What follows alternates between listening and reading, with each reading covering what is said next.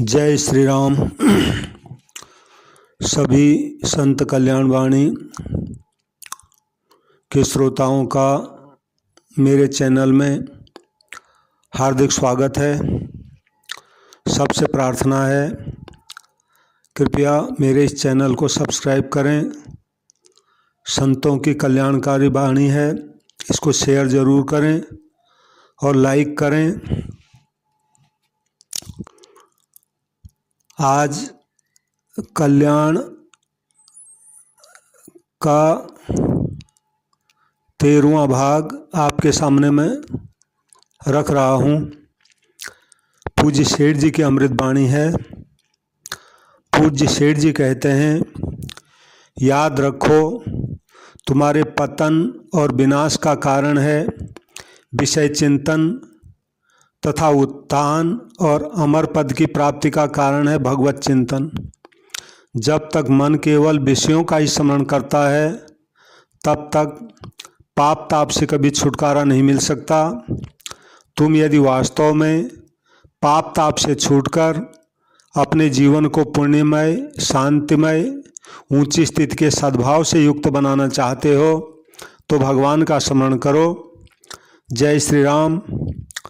याद रखो जो मन भगवान के स्मरण से भरा है उससे किसी भी कर्म के लिए जो प्रेरणा होती है वह विशुद्ध होती है, और उसके अनुसार होने वाला काम चाहे देखने में बहुत ऊंचा न भी प्रतीत होता हो तो भी वह होता है परम पवित्र और भगवान की पूजा स्वरूप। युद्ध जैसा कर्म भी भगवत प्राप्ति में हेतु हो जाता है यदि वह भगवान के स्मरण से युक्त हो। इसी से तो भगवान ने अर्जुन से कहा है कि अर्जुन तुम सदा सर्वदा मेरा स्मरण करते हुए युद्ध करो।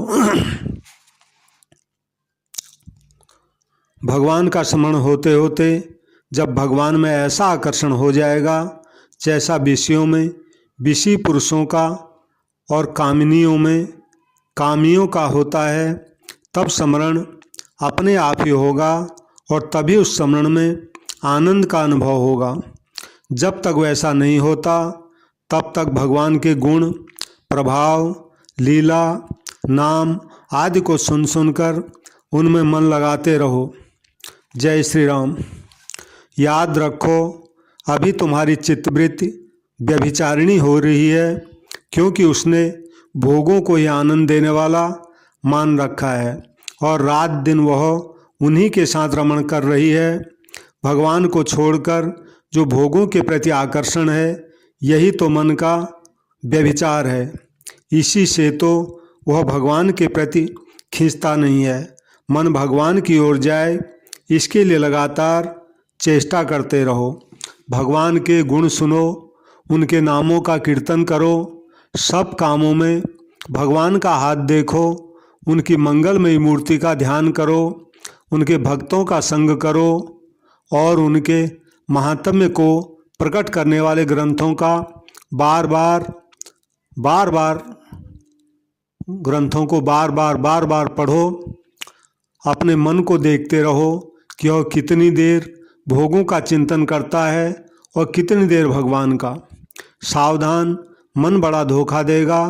तुम समझोगे कि हमने उसे भगवान के चिंतन में लगा रखा है, किंतु वह छिपकर ऐसा भागेगा और इस प्रकार भोगों में रम जाएगा कि तुम्हें पता भी नहीं लगेगा।